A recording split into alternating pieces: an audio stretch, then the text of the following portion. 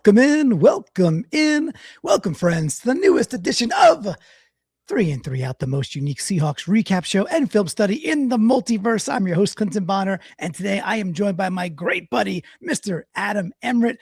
Brandon has the night off. Adam, I'm pumped. I am fired up that you're in, because when I went back and watched this game against the Panthers, well, by the way, we'll talk a little bit Niners. We got to look ahead, but sometimes to look ahead, you got to look back. We're going to review that Panthers match. When I went back and watched this game, Adam, I was like, you know what? Strangling a team like an anaconda would strangle its prey, 27-10 in some sloppy weather, doing it on the ground, doing it with timely turnovers. I don't know, Adam. This kind of screamed to me like this is Adam Emmer type football right here. Oh, my goodness. This is late in the year football. This is run it down your throat and just jelly it type football. This is defensive physical dominance football. And if you say that's Adam football, you're 1,000% correct, Clinton, because that was so much fun coming away with the win against a potential playoff team and setting yourself up for a big showdown with the dirty whiners. And it's going to be a lot of fun. I'm glad we're not moving on to this upcoming Saturday quite yet, because there's things to celebrate from this victory over the Panthers, and I look forward to doing it with you here, bud. This is awesome. For sure. We got Car Wash Channel is looking ahead, but you know, rightfully so, saying, hey, I've got Seahawks 200, Niners 0. So I like that. That's, call today. Don't need to do any more preview shows. 200 to nothing feels pretty good to me. And we have a call here to free Max Crosby, which would be pretty funny. So I would take I'll take double X next year on this team for sure. Look, our draft pick is going to be the 32nd overall draft pick. So getting Max Crosby in somehow, some way feels pretty good, because we'll be drafting 32nd. So that feels really, really good to me. And as we look at a few others here, Marlon saying holding a team to just over 150 total yards is amazing. Yeah, it was all about that defense. So we're going to get into all of it. If you have never seen 3 and 3 Out before, well, you're in for a bit of a fun show.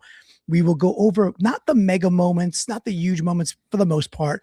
And even if it is a big moment, it's kind of like the play within the play. It is some film review. Adam will help me break that down. We also have an awesome section towards the end we call From the Flock, where our awesome little flockers hang out in the Discord on game day, and they tell us what they loved or did not love about the game, their ins, their outs as well. So it's another way of looking at it. And of course, Adam, we are now, I think 35 away from our 6,000 milestone out on YouTube. So we do want folks that are watching live, click that like button. It helps a ton. Drop a comment, helps a lot. If you're not already subscribed, well, then as Adam would say, you're doing it wrong. Do better, figure it out. And one of the things we like to put out there, Adam, on YouTube, I got 2 polls actually.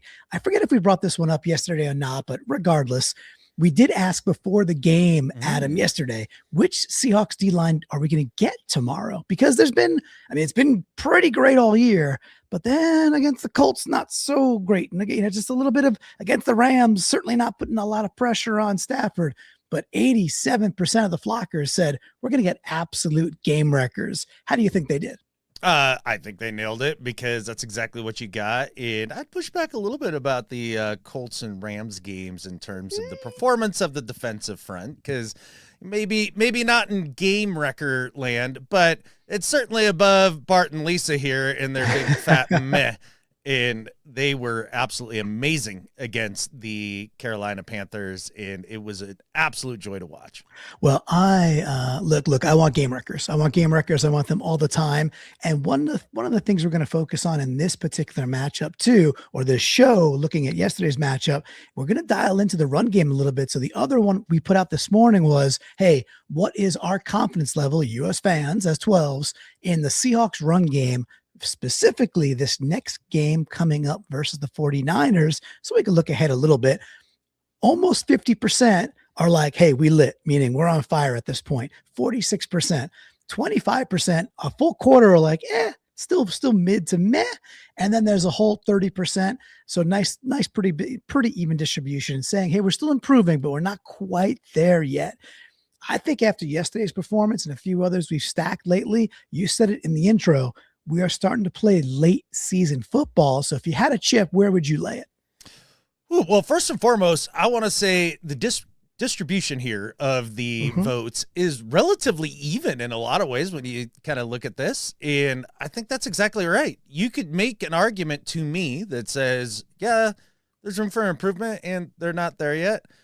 You could make an argument to me that they're delightfully average and that's just what it's going to be. And that's what this team is. And after that last game, I think there is room for optimism about, hey, maybe they have turned a corner here, because the Panthers D, while not, a star-studded unit and a bunch of names that you would recognize, have played pretty darn good football. And don't get it twisted, that Ejiro Evero, he's a hell of a defensive coordinator. So if they can do that against that defense, maybe we lit. I guess for me, I'm going to go to mid to meh right now in the running game. It pops at times, and it looks really good. And then there's times where it feels like you're banging your head against the wall a little bit. But that, if you can just be mid to meh, like all of a sudden Kubiak's offense opens up and things work better for Darnold and you take pressure off of him and you control the clock and rah, right?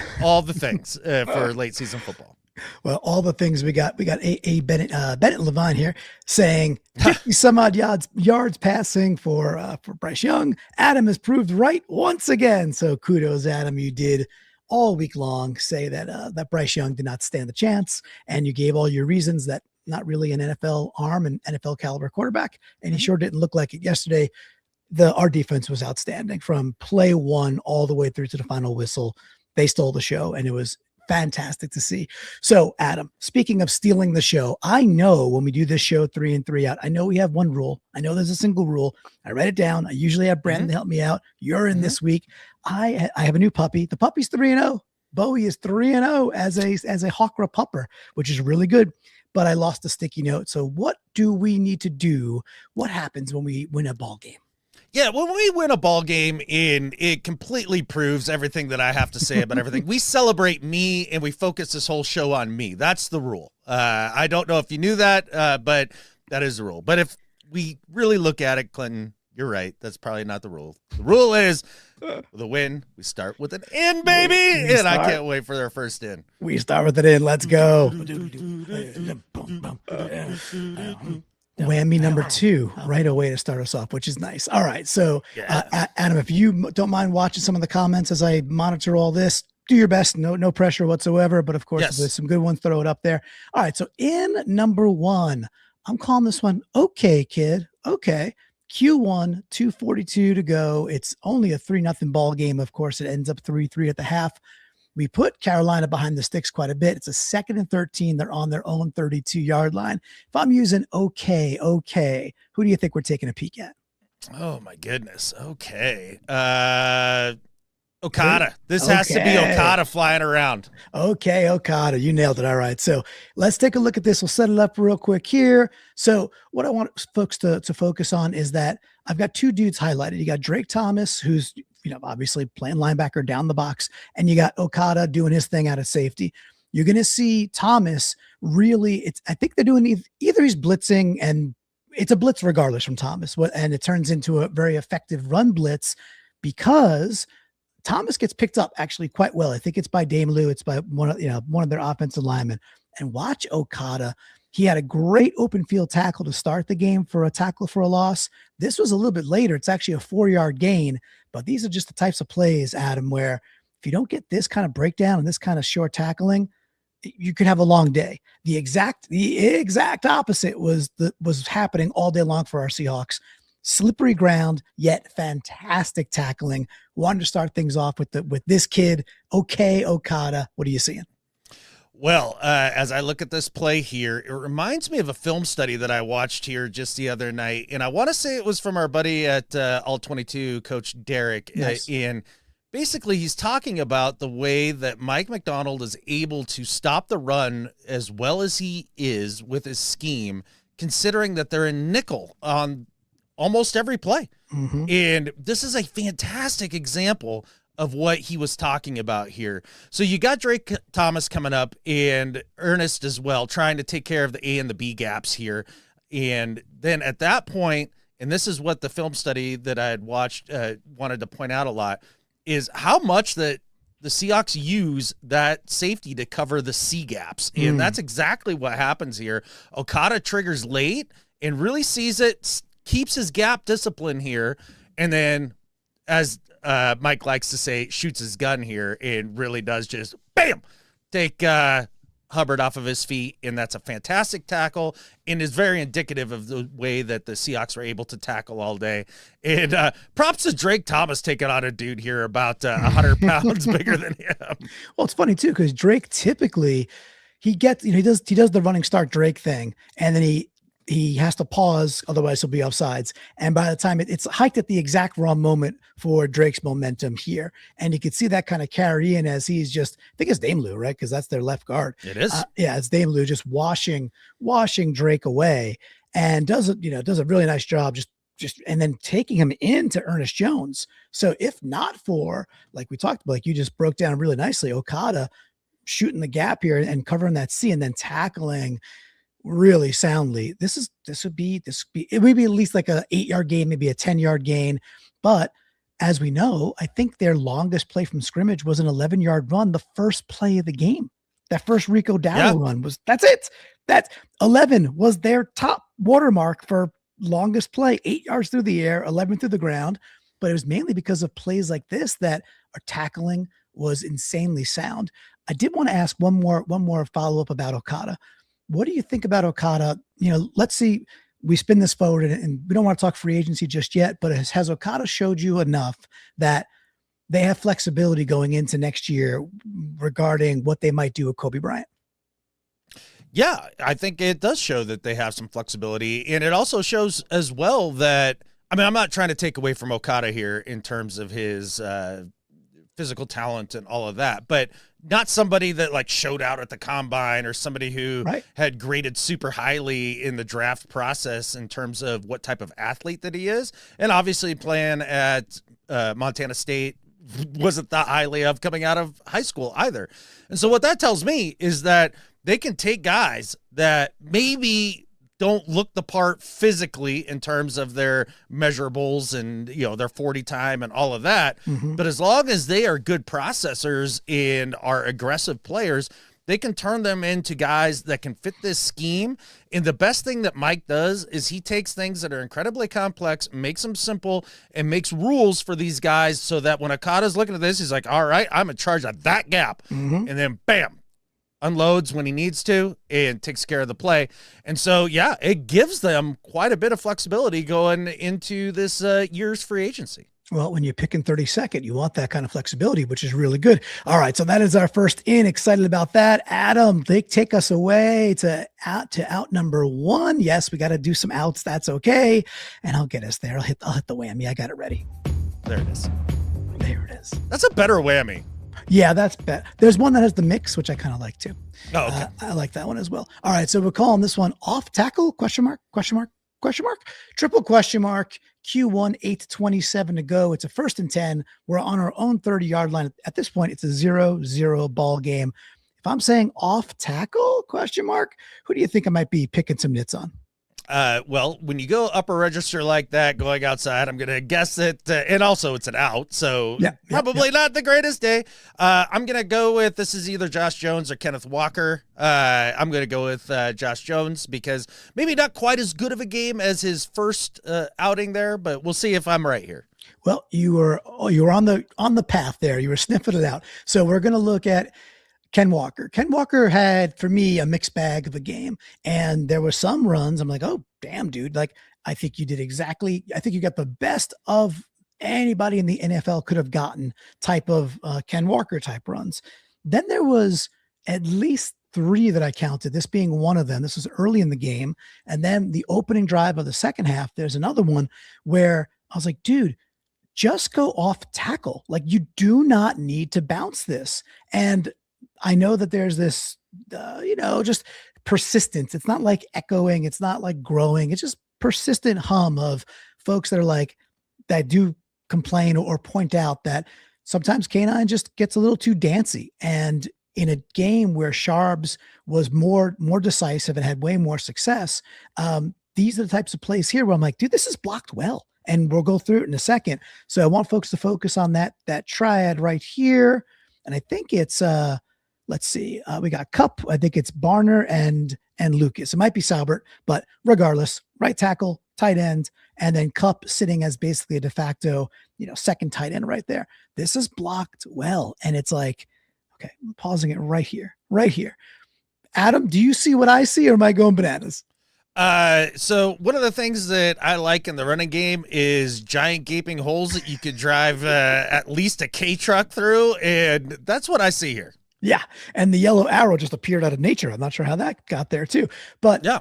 So the reason it's out is because he decides to bounce it outside. Now he takes on a safety, does good with it, gets 5 yards. It's not a bad play, but boy, oh boy, just to rewind it again, like, hey man, put your right foot in the ground and get north and south.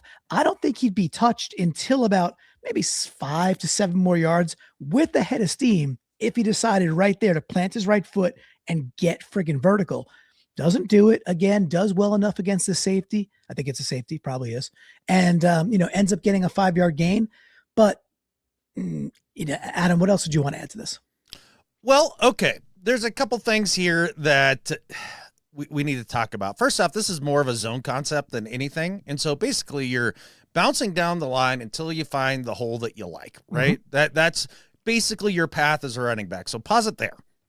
So here we are, and we got Ken Walker. You got the arrow going right through the hole, and it initially looks like you could, basically a guy like me who can run a 10-minute 40 could maybe run through that, right? But look at the block that Barner has on the second level defender here. Yeah. Where is that defender? He's on the inside shoulder. He's peeking on the inside shoulder. I see that. Look, where's Ken's head pointing? It's pointing like right at that dude. Yeah, he's looking at it. He's looking at it. So what does Ken see in that moment? And remember, this happens like that. For sure. It happens in an instant. He sees him pop inside, and he goes, nope, if I do pop it into there, I'm only getting 2 or 3. Maybe I can get more to the outside. And that's Ken's risk-reward matrix. Like, that's how he thinks. He always thinks that there's a little bit more to the outside than maybe that 2 to 3. Because you said there's 7 yards if he goes inside. I completely disagree. I think there's a 2-yard run if he pops inside. Watch the defender as you go further. Well, it's not like Barner has him locked up, right? The hands become free right as Ken makes his decision. And at that point, I think that defender's able to jump inside, and it's going to make it a lot tougher.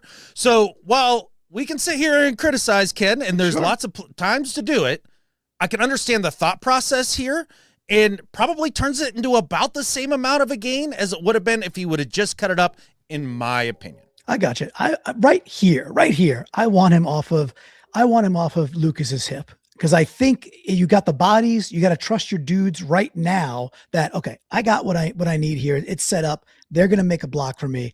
And I do understand, like, he's peeking right here, but man, I think it's just a step too late. I think he should be already deciding that I have enough right here, that I've got what I need to get vertical. And I still think he's going to be hitting a Panther at least a few yards downfield with the head of steam. And again, credit to K9, bounces it outside, still trucks the safety, and still gets 5 yards. It was by no means all bad by K9.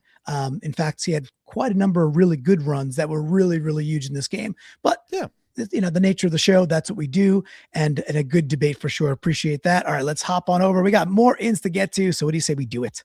Let's go. All right, let's go. All right. Okay, we're back into the in section, which we like a lot. Okay, so calling this one pop past this. That's what I'm calling it. 3-0, our team again. Q2, 7:50 to go. It's 3rd and 2. Seattle did a nice job. Sometimes when the Panthers got a little bit of a gain on first down, maybe 4, maybe 6 yards. A couple times they did. Seattle did a really good job on second down, and then that carried over on third downs. And then a couple times it carried all the way through on fourth down. Just pretty dominant. This is 3rd and 2. Carolina's on Seattle's 39 at this point, right? So if we're talking about pop past this, basically stuffing down a pop pass, who do you think we're taking a peek at? Yeah, I believe I remember the play. It was kind of a pop pass to the right off of like a jet motion. And I want to say it was E-Man who really blew that one up. I can't recall though. I feel like I'm out of my depth on this one. Am I right? You are was it right. E-Man? You're right. I want to say it's E-Man too, because it is E-Man. So we got him highlighted here. The thing to watch here, it's not just fighting through, it might be Coker. I'm not even sure who it is. It's okay. He's fighting through a wide receiver. He should be able to do that because he's a better athlete. He's bigger, he's stronger and faster than most NFL wide receivers. But the thing to watch is his decision-making when he decides to go, and then Adam, his friggin' feet when they fire and he decides I need to get down towards the sideline. Watch this dude's feet. I mean, the play is made with his brute strength, but without this quickness, not happening. And we'll see a different angle here too. Sheds it off, blocks it up. Julian Love comes in to clean it up. Julian had a freaking awesome game too. But watch the feet when he does decide to go. Like how quick he gets across that face and just blows this up. Love seeing it. Tell me what you're seeing. Well, I think probably the most exciting thing about this play is watching one of the players on the team make Mike right. So you got the defense here, and if you want to pause it here. Yep. Let me do that again. Okay, and even go back a couple frames if you don't mind. So pause it here. Yep. Okay. We can see what's happening here. We got two receivers down to the bottom of the screen, and then the receiver that's coming in motion that catches a pop pass makes it 3, right? Mm-hmm. DeMarcus Lawrence is on the rush. He gets beat trying to catch him on the edge there and keep contained. He's not able to do that. That's okay. Sometimes that happens. And then that creates a 3-on-2. You got Eamon and Woolen at the bottom of your screen to account for the 2 blockers and the runner. And now Love burns down late in this play, but this is why, like Mike says here, having Nick in the box is unbelievable. Look at this. Like, look at how he takes the receiver and just completely out physicals him and blocks the path, contains the edge, turns the guy back, tries to turn him back inside, but makes him delay so that the cavalry can get there with Julian Love. This is one player turning into 2 and really, taking on this concept here. And this is why I love E-Man Warrior. And he's got the length. Then he's got the length with the right arm here to be like, nope, give me that length. Just clubs him. It just clubs him. It's great. This is exactly why Nick E-Man Warrior is Defensive Rookie of the Year, and he should also be considered a rising super duper star. So the moment that he shrugs him off, right, the wide receiver, and then still frees his right hand, and he literally just clubs the Panther to the point where he knocks him down. He literally, I mean, with one arm, like he knocks him at least sideways and just buys that split second so Julian Love could come finish this, right? That is just every single week he's doing something like this every single week. And it's just a couple times a game. I know. And I don't want it to become, I remember there was a funny Simpsons back in like the 90s. Well, there's a lot of funny Simpsons, but there was a sequence back in like the mid 90s where there's a space shuttle launch and Homer and Bart are just watching TV. And like, they happen to stumble upon a space shuttle launch and they're like, oh God, boring, turn it off, because it becomes so, oh yeah, this is just what we do. We send, rockets into space. And this is so, because it became kind of pedestrian to do it. I never want that to happen, or folks to just expect this from a player. Cause like you said it really well, this is a dude doing two things at once. And it is such a free square from Mike McDonald that it just puts so much more in place and in motion for this defense. So love giving him the love, and love that Love got to clean this up because he played a great game too. Anything else before we move on? Let's read Charlie's comment here real quick. He says, I also love that Lawrence hustles after getting beat bad. We've seen linemen making sideline tackles all year. Keep that in the back of your head, Charlie, because we're going to talk a little bit about that later as well, because you are 1,000% right and 0% wrong. Love that. All right, we're going to flip it now over to another out. Okay. All right. It could be take a whiff, get a whiff. Either way, you don't want to be whiffing on things. It's out number 2. Back to 0-0. Back to Q1, which was the sloppier of it. The outs are going to be a little bit more slated towards the beginning of the game because that's where the mistakes were made. More mistakes for sure. Get a whiff. Q1, 4:46 to go. 2nd and 10. Seattle is on Carolina's 36-yard line. Now, 2nd and 10. We're doing the thing that I don't love most often on 2nd and 10. And sometimes this is exactly why. If I'm talking about a whiff and it's a 2nd and 10 play, who do you think we might be taking a peek at? I think it's a missed block up front, and I'm going to guess this was a Zabel play because while he's a good player, he misses from time to time because he's a human being. Yep. He's a human being. It is Zabel. You're digging it. So Zabel's got this responsibility. I think it's Rosenboom, who's just an active linebacker out there for the Panthers, just running around with hair on fire. Former dirty Ram. Yeah. I knew I hated him. There it is. Mm-hmm. And you're going to just watch. The thing with Zabel, like when he misses, to me, he gets skinny. Like his stance just gets, his frame is how I want to say it, just gets too narrow. And then he kind of guesses. And I think that's, for me, what we see here. When he takes a step, he gets super narrow. It's not like Rosenboom's putting on them. It's a side step. It's a nice move, but he's toast. And, and then I'm banging the table going, why are we running on 2nd and 10? Why are we running on 2nd and 10? And again, because on 2nd and 10, you can go get to 3rd and 4, 3rd and 5 if you execute, but we don't hear. Zabel has, I think, again, you put it in a nutshell, I think it's been a good rookie year. He's there every single game. We're 13 and 3. He has stabilized an incredibly important position. And I think there's been a bit of regression in parts of his game as the year has gone on. I do wonder if he's hitting a bit of a rookie wall. That does happen. And, these are things that I think will get cleaned up over time. But here in this play, Adam, this is a big whiff, man. And I don't want to see it. Well, nobody likes whiffs when you're playing offensive line. That's for sure. You don't want to look like a traffic cone. And we kill Anthony Bradford for some of those. And, what's good for the goose is good for the gander, right? But I want you to pause this right before the snap. And I want everybody to watch Josh Jones 74 and then watch Zabel simultaneously and watch their feet. Zabel gets out of his stance faster than everybody on this play. And this is something he does down in, down out. And sometimes your greatest strength can be your greatest weakness. And I think he gets up to Rosenboom so quickly that he's just slightly leaning forward and out of control to where a smaller dude can give you a juke and get around just as he does here. So sometimes, the things you do well can be used against you. And I think that's what happened here. And I don't know who that person is, but he seemed sad about it. That's just smiling through the pain. That's the smile through the pain meme guy. So it's meme stuff. Okay, yeah, it's a meme. You love memes. I know you're a big meme guy. Yeah, you love Twitter and you love social media and you love memes. You love memes so much that we're gonna mosey on over to our last in. This one I think you're gonna like a whole lot. And let me do the whammy for it. Okay, back at it. All right, we just looked at Zabel and said, that's a whiff. And he had a couple other plays that were just not that great.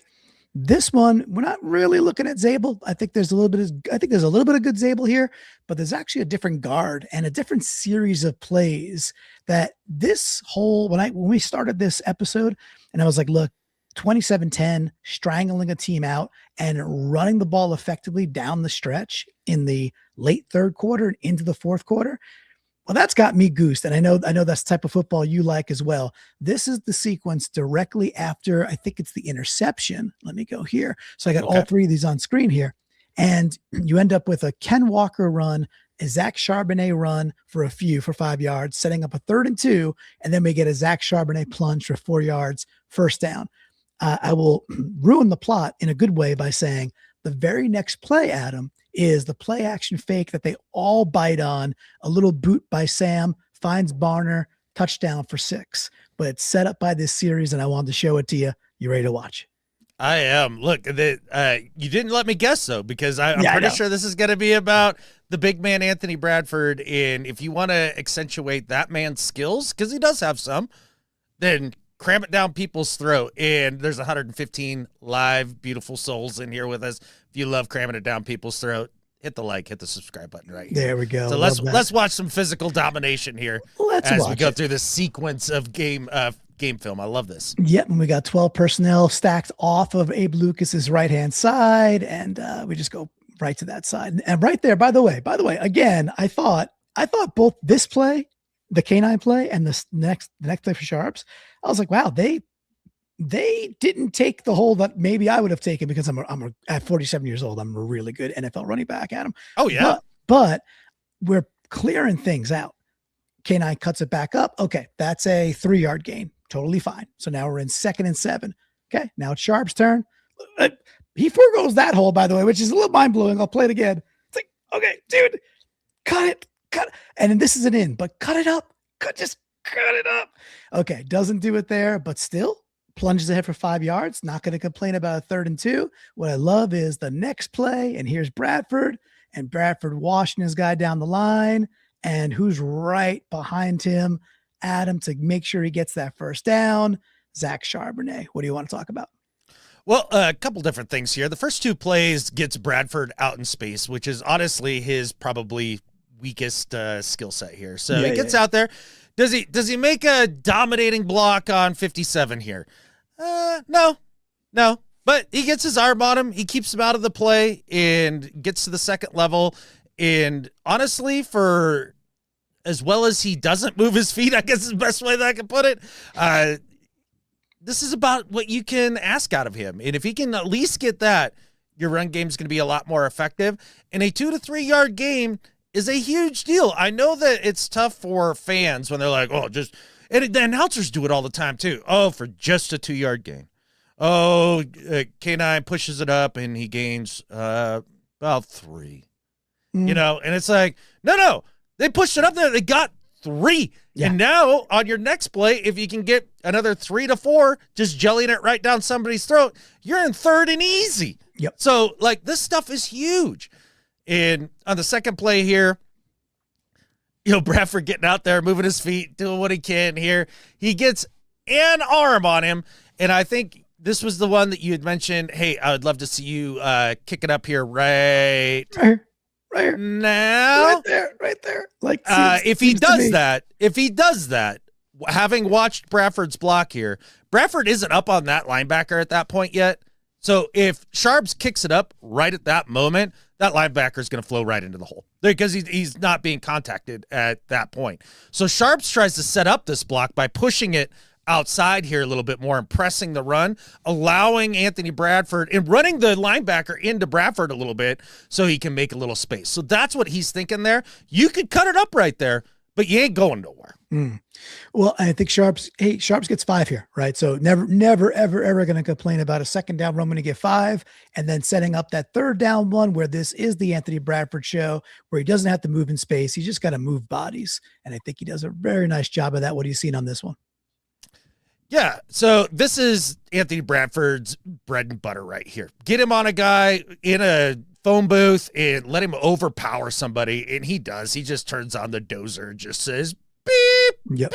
beep, beep, moves him right out of here, and that's great. And those are the tough yards that you need when it comes to a third down. And watch Zabel here too. Yes. He comes in on the pulling action. No, he just washes his dude down and seals that. That's a great block by the rookie there after we highlighted it out earlier. And it's those two guards working in tandem that allows you to convert a third down as you're trying to bleed the clock out and really strangle the life out of a team. Yeah, thank you. I had highlighted Zabel, wondering if you'd see it, and you did. And it's interesting because Zabel and Bradford almost do like this natural stunt when they're the offensive guards. So if you're winning that way, that you're making the defensive lineman actually stunt when they're not meaning to, well, good on you. You've won your rep and then some. One other dude that I thought was good here too is Sundell. Sundell gets out of his stance. If you watch him, he's got to go get to the second level. Does a nice job. He pins his guy. It's enough downfield and oh yeah, it's 3rd and 2. Sundell knows, okay, I just got to get in his way at that point. And he does exactly that. 3rd and 2, we move the chains with a 4-yard gain. Like I said, the very next play, we overload to the left-hand side, and it's like a fake pitch or whatever it is to K9. He's Darnold's under center. I think it's a fake left to K9. Darnold sprints out to the right. Barner's wide open, and he gets a nice block on the edge, and it's a touchdown. So going from turnover to run, move the chains, play action under center, touchdown. Dude, to me, that is the epitome of Kubiak football and fires me up a ton, Adam. Absolutely. And there's a reason they were able to do that in this game, and it is the combination of backs. I wanted to talk about Mr. Chewy 93 here in his comment. Some defenses are slower, so they will struggle with K9. Other defenses are worse at tackling and will struggle with Sharps. We are lucky to have K9 and Sharps. We can beat different defenses. And I think that's correct. I think the other thing is, too, is that both these backs operate with different timing in the way they get to things. And I think that's part of the difference in their initial speed. So, yeah, it really is a blessing to have these two guys for this season. Enjoy it. I think this might be the last one. Yeah, we'll see. Hey, we'll see what the future holds. But again, when you're drafting 32nd, hell's bells. It's okay. Things will be A-okay. Great breakdown there. We got one more out before we have a few more ins. So let's do it. Okay. This one shouldn't be too hard to figure out. Out 3, we're calling it Bad Samta. Samta, not a typo. It's a 3-3 ball game. Now it's early Q3. We get the ball after the half and we're driving. It's 2nd and 10. We're all the way down to Carolina's 18-yard line. And, well, I bet we're going to take a peek at him. So I'll let you wager your guess. Yeah, I mean, obviously we're talking about the quarterback here. And I think at this point in the year, we know that we get games where Sam's going to make a couple of mistakes, and he does, but is good enough to overcome the mediocre teams on the regular. And now after the Rams game, we know he can make a couple mistakes and still be a good team. That is possible. So let's take a peek at one of Sam's mistakes here and see what we got. Yep. And the thing that I want folks to highlight is, hey, this is 2nd and 10. So you got JSN top of your screen, Sam's in shotgun. I think it's K9 off his hip there. And it's very evident to me that this JSN is read 1, read 2, read 3, because he really locks onto him. And the pocket collapses a little bit, doesn't really get the full mustard on this that he wants to. This ends up in the Mike Jack pick that maybe was a pick, maybe wasn't. But still, from a decision perspective, I highlight another Seahawk that is dead ass open. So take a peek. And the 2nd and 10, man, I kind of really wish he just checked off of that pretty quickly. Obviously, Adam, he sees something he likes. He's going for it. But what are you seeing? Well, first and foremost, we talked about this in the Discord quite a bit when it happened. And my first reaction is honestly still my reaction to this play.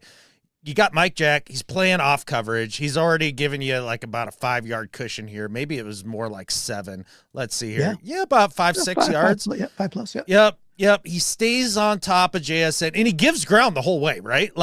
So JSN tries to sell the slant. Mike taking it because he's got help to the inside initially there with the other defender here in zone. And he just stays on top of the route and doesn't let JSN stack it. And if I'm just going to put it bluntly, this is a fucking terrible decision. It's a terrible decision. Yeah. You can't throw that ball to that spot. Now, if you're just hell-bent on throwing it to JSN here because of the way the coverage is, you throw a back shoulder ball here, that's a touchdown. You got at least a shot at it. I think, Sam gets disrupted in what he's trying to do, which I did not see, in the TV copy watching it. He I think that's K9, I think, right? And he gets pushed back, and you could see Sam just does not get everything he wants on this ball, and it kind of arcs a little high. All that being said, that's fine. It's the decision. It's a bad, like you said, it's a poor decision. And I highlight Barnard here because if he does check off that and says, okay, Mike Jack's got him. He did not bite on the slant, like you said. At best, this is a 50-50 ball. It's a 3-3 ball game. This is a 2nd and 10 situation. And look at Barnard. Look at him. He's staring. So if he had moved off him and he's got an easy dump off to Barnard, which, by the way, he took advantage of later in the game. And it was huge. Barnard caught 3 balls, and I think it was 2 first downs and a touchdown. So he did get to it eventually, but boy, is this an area where I was like, oh man, it's there for the taking. If this is in Barnard's chest, he turns around, probably gets 5, 6, 7 more yards, maybe even a touchdown right here at him. Okay. So here's what's difficult about that. So pause it now. All right. So I know it's gotten a little dark there about the other receivers, but clearly at the beginning of the snap, Sam decides he's going to start reading at the left side of the field. Now, is it coached that way, or does he have the option? That's what we don't know, and we're never going to know, but he's going to read the top of the screen. So when he's looking at this, he sees that the underneath defender is being jumped by the inside zone defender. So that's out. But his first read is clearly JSN, as you put it. And he sees he's got a one-on-one, and so he's going to hunt that matchup. That's what he's thinking. Well, all right, you say you want him to get to Barner now in this play, right? Yeah, because that's where it is. Yep. Well, in a pure progression scheme, you're never going to get to that guy by then. So basically, if he starts on the right-hand side and he decides that that's where he's going to start with his progression, then okay, that's what you do. But you're never going to do it. And the reason why is because of the pass rush up front. Rewind it back to the beginning of this play. Because the Panthers bring 5. So you got the blitzer coming from the left-hand side of the pocket, right? Yeah.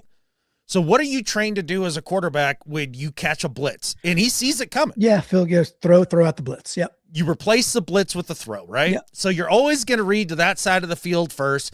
And like the idea that he's going to get back to Barner before that inside linebacker who clearly has eyes on him as the third read, because it would be JSN first, inside receiver second, Barner third, and then it looks like Salbert out on the right-hand side would be 4. You're never going to get there by the time the defender gets there. So I understand the thought process and everything about getting there, but it's not how this offense is taught. Yeah, that I get. I would love to see him understand that throw's not there whatsoever, and if he has to buy a little, because he did it in the game without success. Other times where it's like, I don't have anything. So a couple times he did some Russell Wilson pirouettes, went backwards a couple times, try to find more time. Here, if he slides to his right, he actually does have more time. And then it might force his eyes to over here where he has options that are actually viable. So I hear you. And I understand, like, the thing for me, and I think we do agree on, is he was kind of locked into JSN on this the whole way.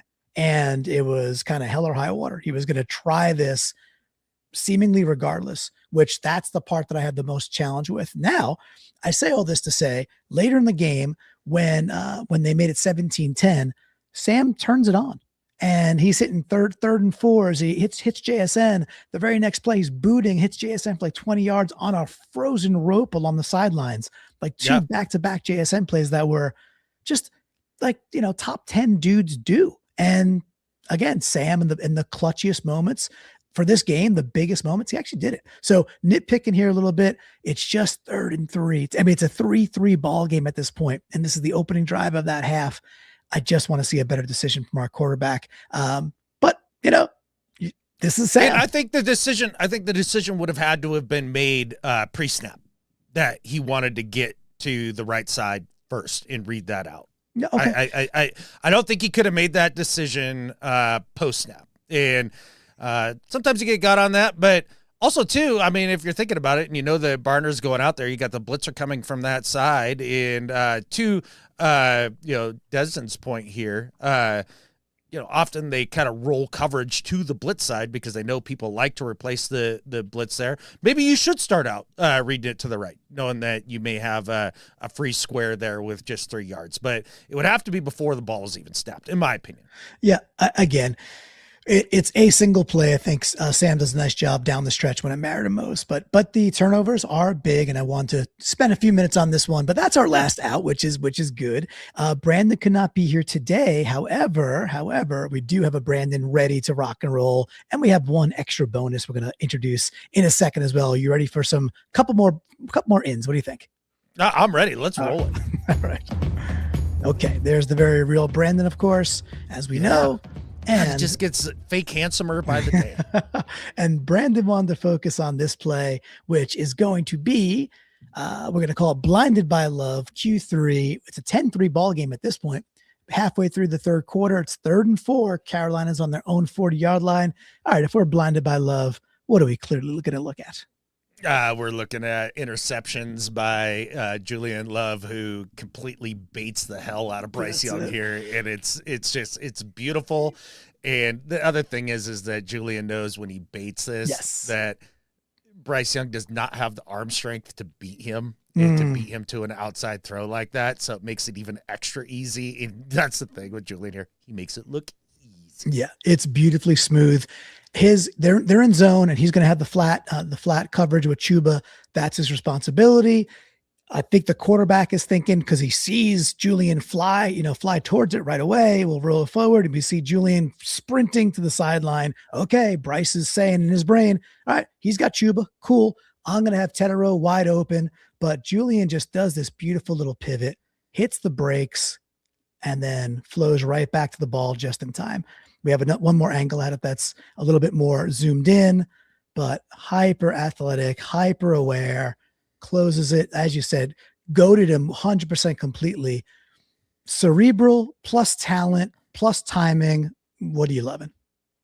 Well, there's a bunch of stuff here that really does work in Julian's favor.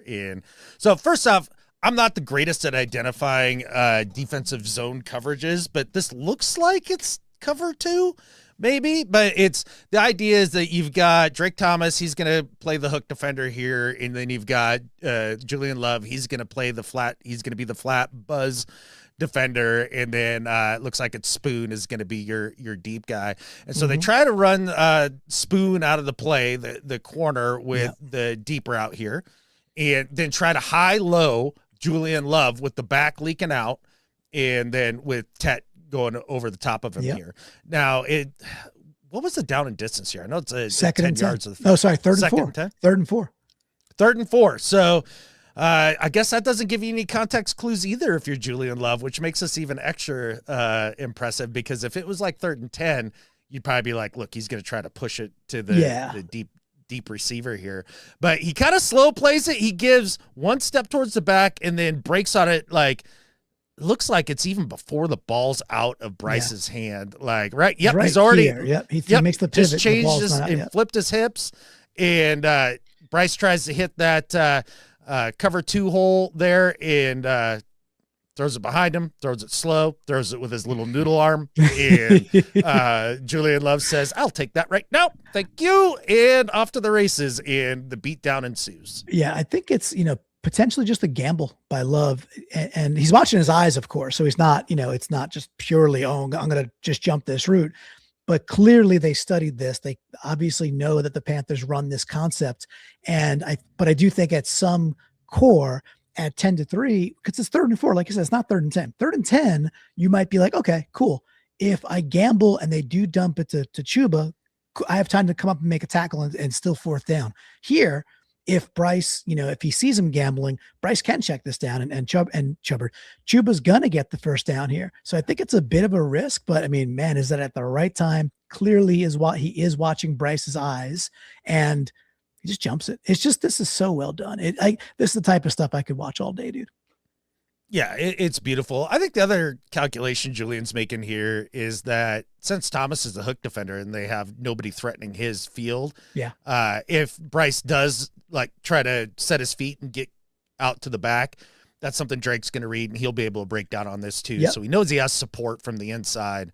And it's just beautiful defense. It's beautiful defense and terrible quarterback play from a guy who just doesn't have the skills to pay the bills. Love it. All right. So that is our last traditional in, which is a brand in, which we only get when we win, which, by the way, we have 13 of those on the year so far.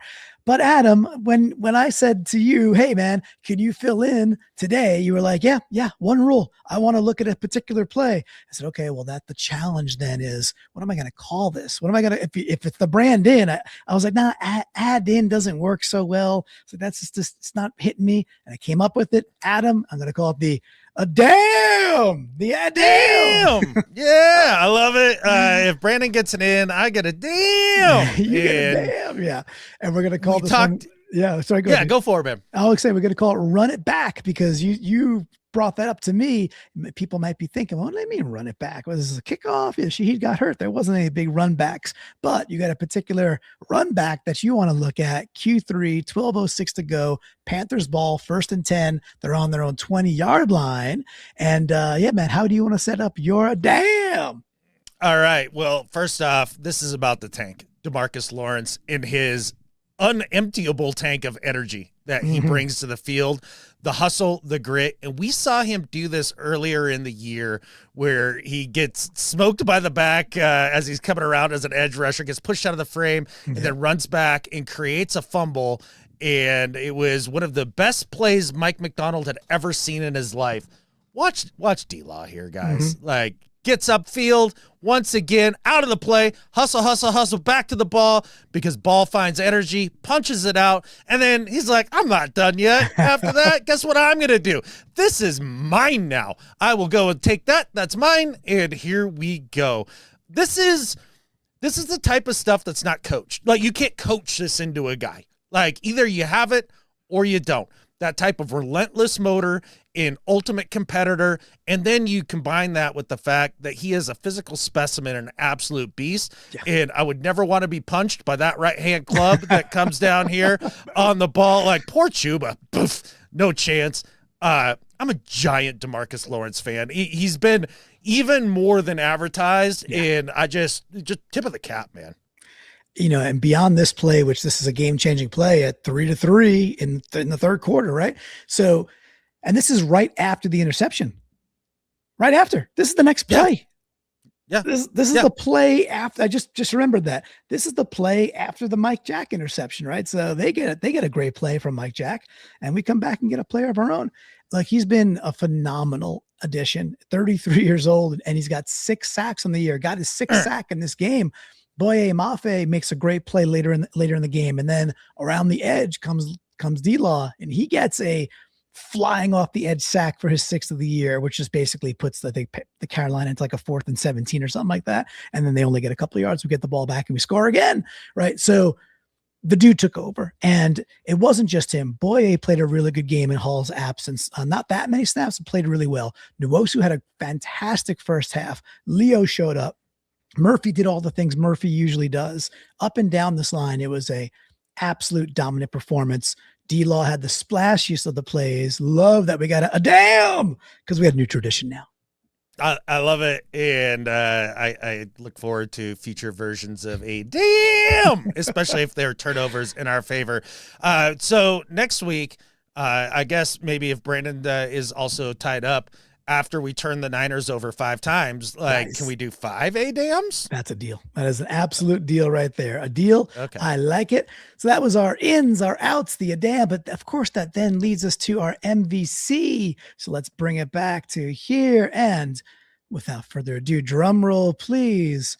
Some folks might be like, there's a lot of good plays. So Adam, you want to wager a guess? Where's Clinton Bonner want to put the 3D printed, the very real 3D printed trophy? Who's it going to go to? It's going to go to the VMAC. We're going to print it with the trading card. Who is going to win the MVC this week? It's going to be Julian Love, because your crush is over the moon for Julian Love, and it cannot be topped by any other player for probably a good decade.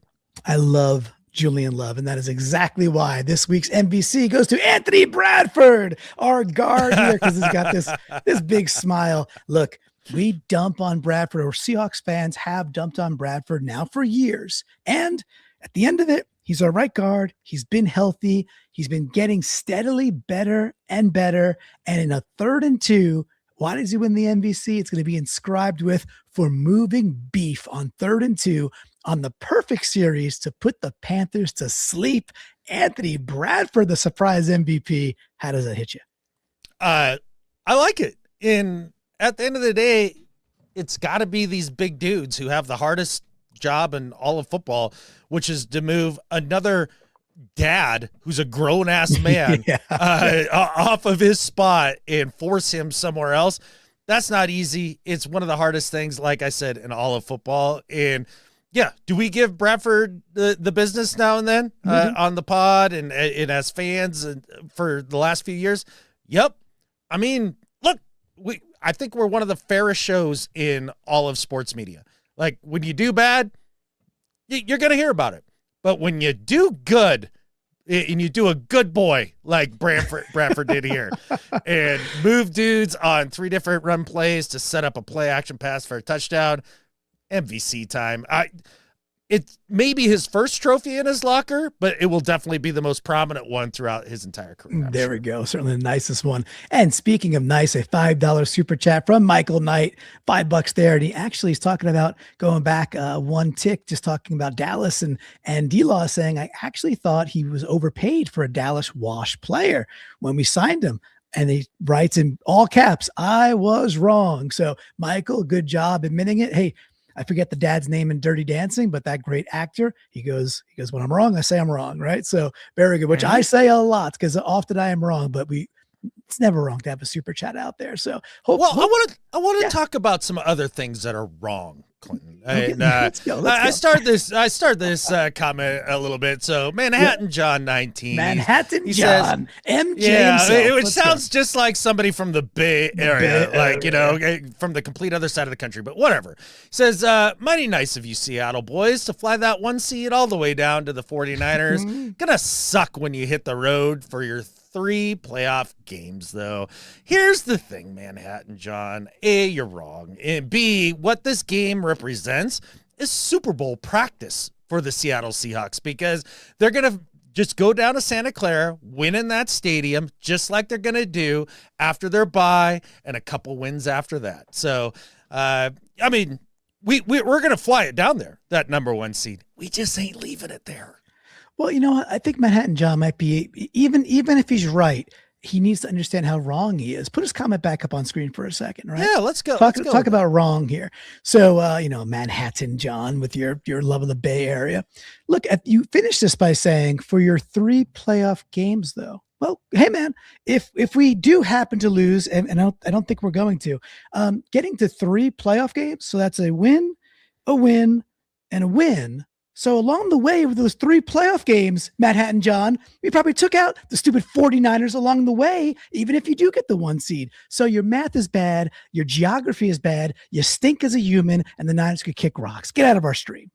They could kick rocks. I want to workshop something here with the little flockers that are in the chat here with us today. And as we go through the ins and outs, I want to hear your guys' opinion because going into this week, there's a couple ways to be as a podcast host when we're talking about the 49ers. And so I'm a little conflicted. One way is to recognize that the Niners have done a good job with all the injuries and, they've gotten to however many wins they've gotten to, and they've got a shot at the number 1 seed and they should be taken serious. And, the coaching has been good and all that stuff and have a balanced approach to the week.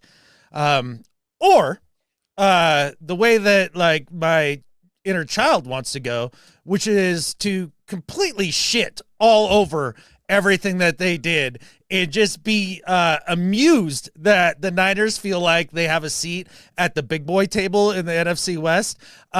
It's really funny. And should I just talk endless crap about this team or maybe be a little more neutral? I'd like to hear from you guys. Yes. So drop the comments there. Do you want Adam just completely bullish on our Seahawks to take the NFC West crown and the 1 seed, or do you want him to temper himself a bit? I think I believe I know how the voting's going to go. What I wanted to point out here too, we got, where was it? It was Marlon giving me an out for not giving Sundell the in for his interception breakup. Better than most DBs can do it. Hey, Marlon, that's why we have From the Flock. I can't get to them all. Because I just be too many highlights, but I do look at them and I go, okay, what's going to be covered by From the Flock? And that is a great transition for us. Adam, we're going to read From the Flock, our little flockers putting their ins and their outs in Discord. But what should folks be doing if they want to join all the great Hawkra reindeer games? Go to getintheflock.com, join the Patreon, because we operate on a value for value model. And I know in the last couple of weeks with this excellent team that we have brought value to your fandom life. I know we have. And if that's the case, even if it's 50 cents a month, like do that, like $1 a month. We can do that on the Patreon. I know $1 a month you can. I don't know about 50 cents.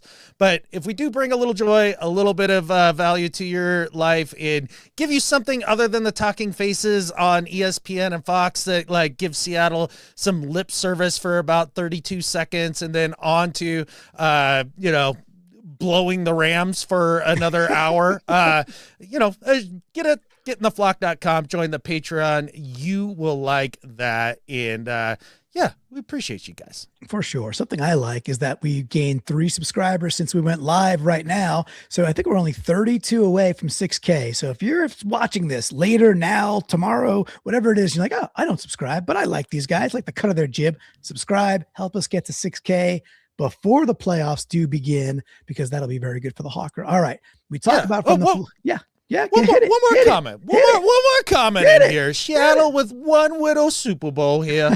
At least we have one this century. So if you want to keep hanging on to things that happened when rotary phones were a thing, good for you. I doubt you were even alive, Smitty XD3MJ, which isn't even a name.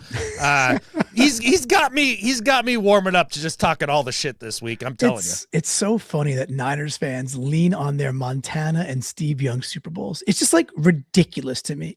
Look, they happen. Those are cool teams. I freaking love Ricky Waters. Cool. That dude was awesome. Those are cool 49ers teams. But as Adam said, you haven't done jack diddly in decades now when it comes to winning a Super Bowl. And in fact, no, just losing them. Yeah, just losing them. And in fact, when we won ours, when we beat the Broncos 43-8, we went through your asses with the tip game, and you tried us with a pedestrian receiver, and that's what happens. So, dude, is it Saturday? Is it Saturday yet? Dude, Saturday. It's not, man. By the way, real quick side quote before we hit from the flock. We said we talk about it a little bit. Now the juices are flowing. How do you feel about the prime time Saturday matchup? I have feelings. How do you feel about it? My feelings are getting ratcheted up just already from Niners talk here. But with that said, here are my initial feelings without having given it a lot of thought, because we're still going through Panthers recaps and all that. Sure, my initial feelings are, if we don't hang 30 on this pathetic ass defense, I will be fucking stunned. And on top of that, then this offense, which has put up a ton of points over the last few weeks, that run game isn't going to be as easy access as it's been for you guys against, let's just put it as absolutely trash opponents. You're playing a real big boy defense, and if you think you're putting up more than 20, you might go smoke some more reefer, because we all know the legal weed started with you guys to help you cope with the way that we beat your ass, which is probably going to happen this Saturday. I'm so looking forward to it. I love the Saturday game. I love it. I love the Saturday 8 p.m. I just think it's awesome. Like, okay, we lose a day. I don't care. I think we'll be fine. I do want Shaheed back, and maybe Cross gets back. Clearly I do want Shaheed back, and hopefully it's a light concussion type thing and he's back. But I don't know, man. Like, this game could not come fast enough, as long as it's like the dudes are ready to rock and roll, because I get a feeling that McDonald and crew are ready to run through a friggin' wall for this game. And I feel that that's how it's going to end up showing out as well. So showing out, we delayed it enough, but for good reason. From the flock, this is where we get our ins and our outs from the last game. And by the way, all the chats about the game coming up, we love it. Keep at it. Keep talking your talk. And we'll keep our receipts, because we'll come at you after Saturday night is over. We're going to start here. Adam, if you want to take the first one, if you could see it. I'd said to Marlon earlier that we'll be talking some Jalen Sundell, and top left, it's Coach Frost, Ryan 911, all the names. He's got something for us. Why don't you take it? All right, Prescott. Jalen Sundell comes up with huge punching out a sure INT. And converts to a DB while being a blocker. That was amazing. Frost also has an in. Clinton made a mudslide at halftime. We're about to go off in the second half. And I mean, the predictive powers of Coach. I mean, hard to argue there, because that's exactly what happened. Did you enjoy your mudslide? I did. And I didn't have like all the ingredients that could actually make a mudslide, but it's all I had. And sometimes it's all you need, right? So I had like a chocolate protein bar sitting in a coffee, which I realize is also not a mudslide. My wife's like, you just made it. She's like, you put a protein bar in an Irish coffee. I go, yeah, but I'm calling it a mudslide. So absolutely. It's what I had. It's what I could make. And then that was my halftime mudslide. It worked for the Atlanta game. We were tied 6-6. It worked for the Carolina game. So if we are tied at halftime, you bet your sweet ass I will be making a mudslide at halftime if we are tied this Saturday. Yeah, we're gonna have to call that an energy mudslide. Like it's like an energy drink with that protein bar in there. That's pretty fun. Then we've also got Karkar here with an edge. She says Bryce Young showing he's afraid of our defense on the first drive with that early slide. Look, one of the things that Bryce has to do because of his slight build is he has to take care of himself, and I think he's afraid of playing NFL quarterback at all. Like to be honest, but yeah, I think the defense put the fear into him a little bit. Yep, and we got Nostradamus Chosen from our Discord with the in. He has the picture for those listening on the audio. He has the picture of Sam laying the lumber. It said Sam, Cam, Chancellor, Darnold with the hit stick forced fumble. So he gets his first forced fumble of his career and hopefully his last. Hopefully he does not need to do that off a turnover ever again. We got Delwyn from Down Under saying nice block by Cup to let Barner take it in for the touchdown. There was good blocking by all the wide receivers. That was one thing, by the way, just to park there for a hot second. When Shaheed went out and we saw Young and Bobo, I did like, I love the Shaheed game because I love the speed and you can't teach speed. And man, when you get Bobo blocking as like that third tight end type dude, I kind of missed it. I was like, oh, that's kind of nice to see. So that was kind of neat. Design Pete's Beach House. Amy saying 1 more week for Jay Harbaugh. It's an ongoing gag at this point. And of course, our special teams continues to be very, very good. Then Josh DeHuman saying he puts it in that Charbonnet becomes the first Seahawk since Marshawn Lynch to have double-digit touchdowns. Marshawn did it last in 2014. Sharp's got his 10th and his 11th in this game. So good on Sharps. He's been a touchdown machine, and good on Josh DeHuman for pointing it out to us. That's amazing. That's 10 years too long. That's been the case. No doubt about it. Yeah. Agree. All right, so we got Sam G here with the end. Myers consistently nailing the screwball kickoff. This is actually something that I don't think is talked about nearly enough. This is a massive thing, and it's something we'll focus on maybe in the flagship this week because it really is massive. I mean, hitting his field goals, that's awesome, trust me, but that's huge. Stan Darnold. So that was, I can't remember the exact joke on that one, but it was good. It was the dude in the stands. There was a guy in the redhead. Oh, that's right.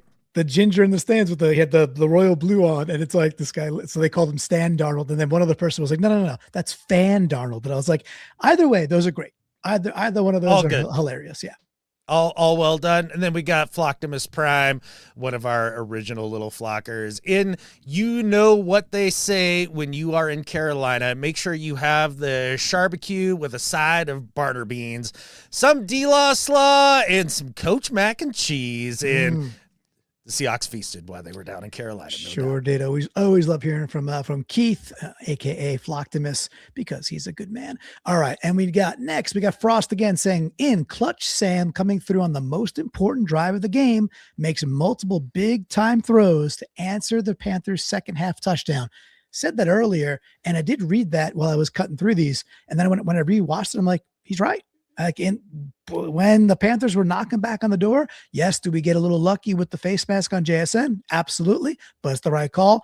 Rest of that drive, there were some runs that were nice, but that was a Sam show with JSN and Cooper Kupp making a really nice third down conversion. Also, we got Doc Hawk. He's got 4 ins and an out in Sharps, 2 touchdowns, and the closeout drive to go up 17. Gotta love that. Gotta love closing games out with on the ground, man. In Sam's brother in the stands. We talked about Stan. In 13 freaking wins. In defense was awesome again. Out spotty O-line play. It was a little hit or miss, and this is not exactly the best defensive unit from Carolina to put pressure on quarterbacks. In fact, they've been bottom 5th essentially, not very good at it, but they heated Sam up a little bit, and that was not comforting. So Doc is calling that out. All right, take B-Wags if you can, Adam. Yeah, B-Wags biceps. He says in blowout in an obvious trap game. This was a huge deal to be able to get this win against a lesser opponent. I do think that was something that maybe we've struggled with in the past. Zebras were such a joke today. Mike Jackson killed Shaheed about a mile out of bounds. No flag. Face mask and horse collar on JSN on the same play. No flag. We did get the makeup call later with the other one, so that happened. Well, not really makeup. Not really makeup though. He did it again. It's like they actually caught it that time. We got lucky that it was on a long third down. Yeah. Clear PI on Coop in the end zone, no flag. I don't see that one as the same as some of the others. I didn't really think that was PI either. Yeah, and then some light hand fighting by Spoon, flag for PI. That one was egregious. Like that's the one that pissed me off the most out of all of them. And then I would also add Sam's fumble that wasn't a fumble, and then Mike Jack's pick that wasn't a pick. But who am I? But those are the things that I'd add in there. Then we got J Scott AZ12. I know the play is an out, but I do have to give Sam an in for forcing another fumble on his fumble, and I like he put it in quotes to at least give us a chance in recovering it. That was a great comment there. Yeah, it was wet ball, wet game, and sometimes the things are going to bounce a little like that. We got Wurstermeister. I think I said that fairly correctly. I hope says in just really proud of the team. Happy for Sam. 13-3 is impressive.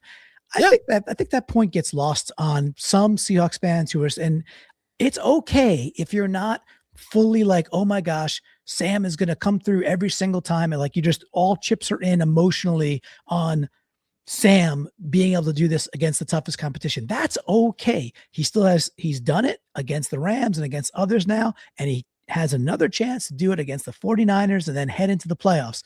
All that being said, 13-3 is 13-3. It's a really good season. And it's not just about the quarterback. Pretty dang balanced team. So like that call out. JSN Jiggy with it. Of course, Lisa says in our defense, I think she said bitchifying. So I'm going to say bitchifying their offense to give up, which is really funny. They're kneeling down. They're kneeling down when there was still time left. And I get it. Like why risk injury? In offense, once again, hanging in there in spite of hijinks and buggery, and in a happy birthday to Nuosu, who had a monster game. How about JJ and Iron Eagle understanding it's not Nuosu and actually getting his name correct every single time they said it? That deserves an in, I think, as well. Well, that's because he's a stone cold lead pipe wielding professional, Iron Eagle, and he's awesome at it. Yeah, big props to him. And honestly, that was my first JJ Watt experience. And I know you and Brandon were much of a fan, but I thought he did okay. He was okay. He made me a little angry a couple times, but that's, hey, color commentators. That's, if I'm not going to agree with everything they say, that's just the way it goes. He's 14 levels above Greg Olsen, right? We can all agree on that. You're the Niners fan in here. That's like saying, hey, the Seahawks are 13-3, right? Hey, yep, a lot better than Greg Olsen. Greg Olsen could kick it all the rocks. Absolutely. Who can't kick it all is Hulk Hands because he's awesome. He's got in. Seahawks did what the good teams do win games where the calls are not going your way. Unlike some other teams I've seen recently that are just crybaby shit asses. Oh, I'm sorry. I was adding on there that we've played. In Soul for a Soul, they took our Shaheed. We took their desire to compete in. Yeah, there came a point in that game where you could see that the Panthers were like, gosh, this Bryce Mirage thing, like, it's just awful. In this team's ability to adjust is something I haven't felt since. And a nice Vader reference there. I like that. Yokai Hawk has it out, and he says Sam Darnold playing the over for helmet bounces. I'm calling for SEC and RICO Act investigations. Somewhere's serendipitously profiting. Just because you're paranoid doesn't mean they're not out to get you. If you need to come live at the cabin with the rest of us, conspiracy theories, Yokai Hawk, we'll find you a spot. That's pretty funny. Awesome canine run for 16 yards, which is 5 yards short of the original line of scrimmage. Yokai's a critic of K9 very often, thinks that he dances too much and prefers Charbonnet's style of slice running. And hey, that's a-okay. We're not going to just put on the ins because, hey, you're in the Discord and you got your opinions, and we're going to play him here too. But nice job by Yokai to get his 2 cents in. At least we're going to close out with the closer, Hawk Van Dyke, Bloomy himself. We got four ins. He goes in after everyone massaging the Lambs nuts all season. They cannot even win the division. And a lot of that might be just the most enjoyable in of this entire week, right? Yes. Right? And in fact, I did see the fan here. Where was he? I could find it right quick. He made a nice comment. The Rams are playing tonight. Here we go. I'm not going to read the first part, but he says, we could all agree on a Falcons W tonight. Then we could go back to the hate. So here, Smitty, let's go Falcons. By the way, that game, just 2 seconds, like Would that possibly matter? The answer is yes, because if the Rams win, if they beat the Cardinals and the Falcons tonight, then the Rams are automatic. They'll be the 5 seed no matter what happens. And the 5 is going to get the 4. And that's a heck of a lot better than if you're the 6 getting the 2.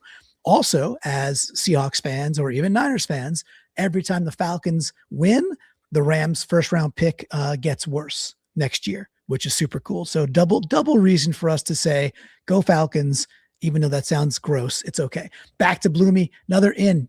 He says, piling on the league's best point differential, even as New England beat the Jets by 32. Yikes, Jets. And then in, is that Josh Jones or Walter Jones? Yeah, left tackle, just doing the work. And then the final in from Bloomy, the Panthers' unprecedented defeat formation, which was definitely very, very funny. So those were our ins, our outs from the flock. It was a ton of fun. Okay, Adam, we could take a breath. We can. It's the collective. It's Monday. We could take okay, we know we got a game coming up now in basically 5 sleeps, and we got to go play.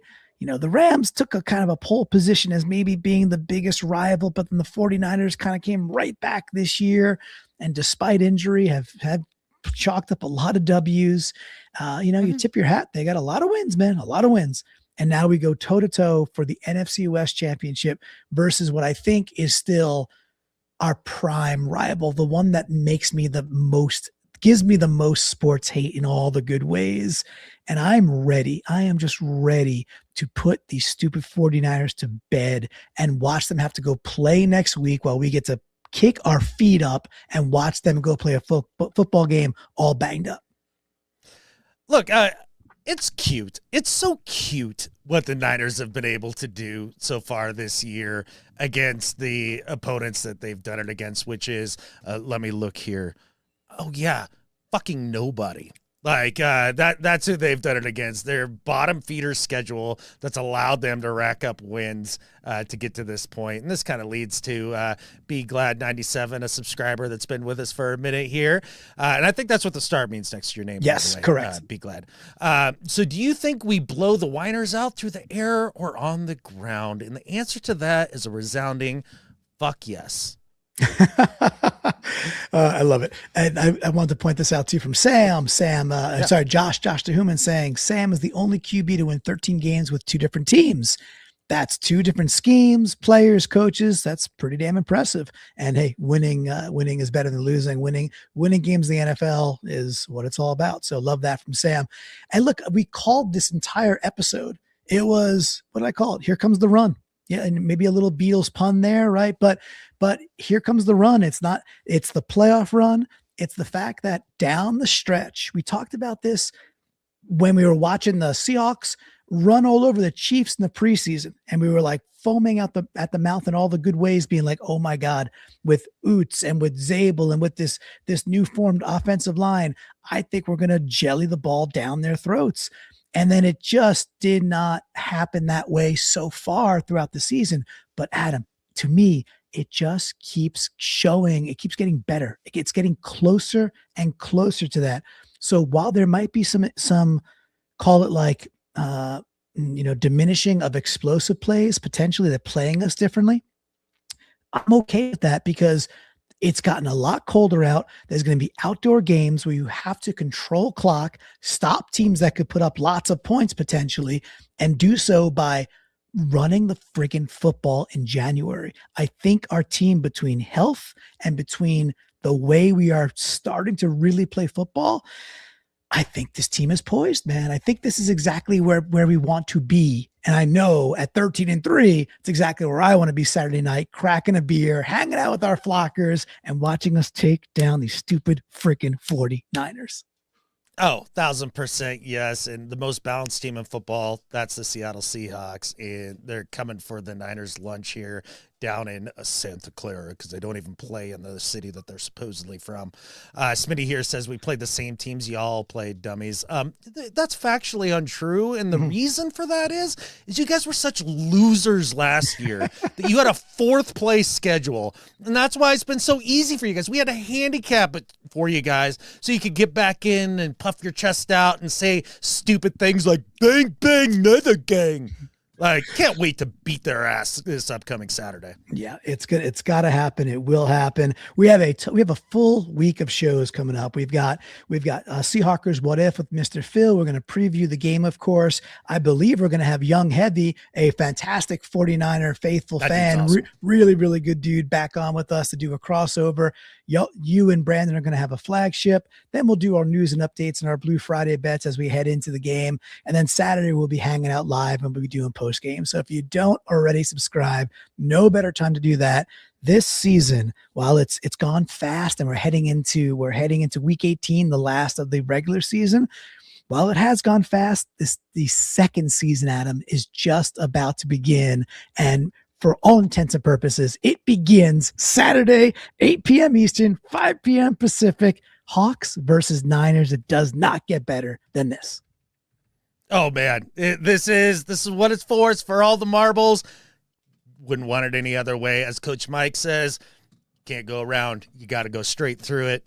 Can't wait to come through Santa Clara and just leave a trail of tears. And I think with that, there's only one thing left to say. Go Hawks. Go Hawks.